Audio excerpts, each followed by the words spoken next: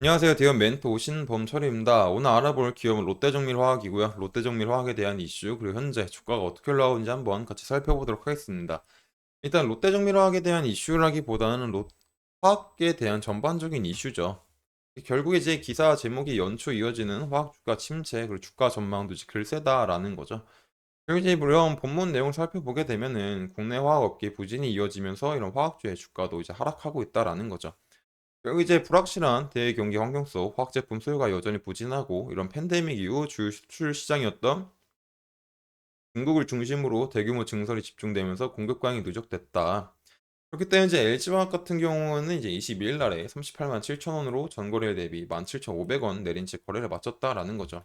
이렇게 40만 원대 선이 깨진 건 이제 20년 6월 이후 3년 7개월 만이다라는 겁니다. 하지만 이런 화학주의 침체는 LG화학뿐만이 아니죠.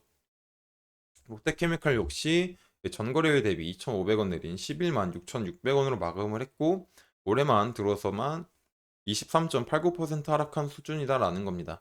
근데 이제 뭐 대한유와 뭐 금호석유, 하나솔루션 역시 연초 대비 각각 19.8%, 18.59%, 18.48% 떨어졌다라는 겁니다. 그리고 이제 화학 주가가 불안정한 상황에서 롯데정밀화학 같은 경우는 이제 제가 많이 말했었던 게 전방 산업에 영향을 받는다라고 했었죠. 그리고 특히 이제 ECH 부분도 많이 말을 했었습니다.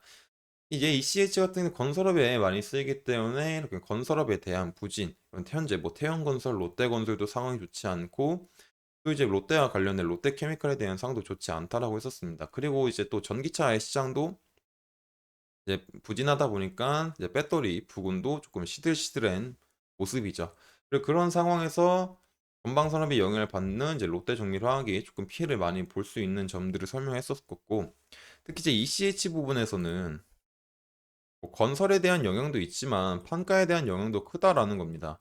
ECH 같은 경우는 이제 뭐 프로필렌이랑 그냥 글리세린으로 인해서 조금 생산되는 부분이 있는데, 이제 글리세린 부분 같은 걸 보게 되면은 글리세린 부분을 같이 보게 되면은 이제 전 세계 파미 생산량 1위 국가가 이제 인도네시아거든요. 이걸 왜 말하냐면은 인도네시아가 이제 작년 2월 달에 이런 부산물인 이제 글리세린 바이오 디젤을 만들게 되면서 이런 부산물인 글리세린에 대한 공급량이 이제 증가를 했었습니다.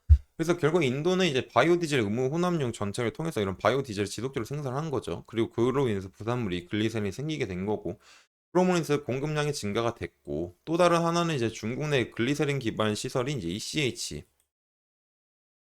ECH에 대한 설비가 가동률이 상승했기 때문에 이로 인해서도 판가에 대한 하락이 이어졌다.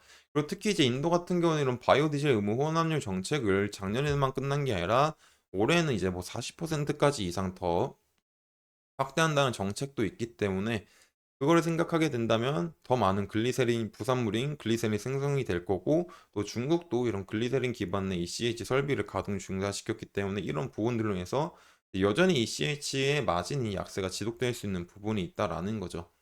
그렇기 때문에 뭐 ECH 같은 전방 산업뿐만 아니라 이거 만들 수 있는 판가에 대한 문제도 있기 때문에 현재 그 상황이 좋은 상황은 아니다라는 점입니다.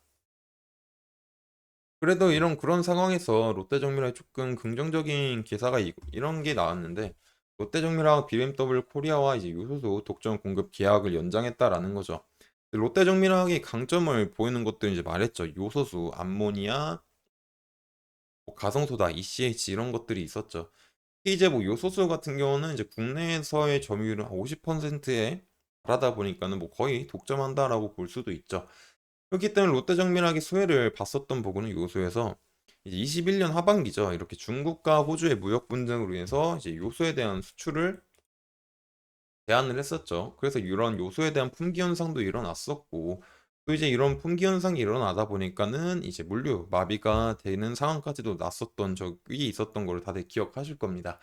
그리고 이제 그러다가 또 최근에 작년에도 중국 이런 요소 수입을 막겠다라고 했었기 때문에 롯데정밀화학 같은 경우는 요소 공공비축 물량을 확대하기로 하기 위해서 자체적인 상품 유럽수뿐만 아니라 베트남에서 5천 톤을 가져오면서 요소에 대한 이제 요소로 인해 생길 수 있는 문제점을 상당 부분 막은 적이 있었죠. 그리고 그런 회사가 현재 BMW 코리아와 이제 요소 독점 공급 계약을 했다라는 겁니다. 그래서 이제 이런 내용을 살펴보자면 롯데정밀화학이 자사 제품 요소수 유록스를 이제 BMW 코리아에 공급 계약을 한다.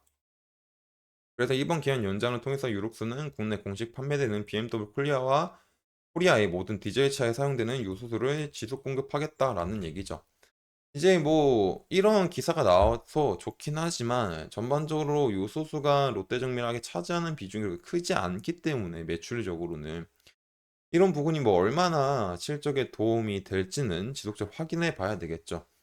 이제 이런 부분들을 확인해야 되고 롯데정밀화 같은 실질적으로 상황이 좋아지려면 아까 전에도 말했듯이 전방 산업이 좀 좋아져야 되기 때문에 이런 요소수 하나만으로는 상황이 개선되기에는 조금 부족한 감이 있다.